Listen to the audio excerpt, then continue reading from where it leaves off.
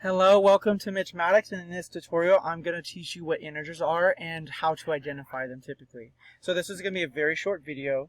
So what integers are just numbers. So what my integers are,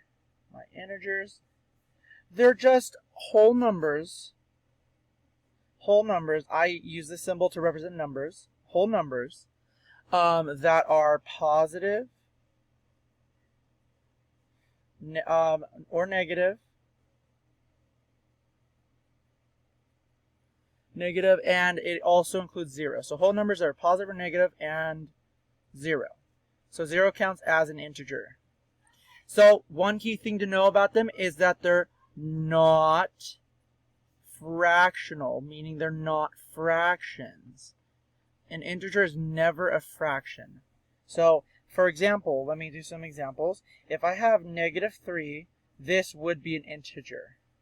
But let's say instead I had 2/3. This would not be an integer because it's a fraction. Now again, if I did another example, let's do red. Let's say I said -5/6. Even though there is a negative there, it is technically not an integer. So I can't call that an integer. So let's do one more. Let's say 500. 500 is an integer because there is an invisible plus sign right in front of it. As mathematicians, we don't write that. Mathematicians never write the positive sign because it's assumed.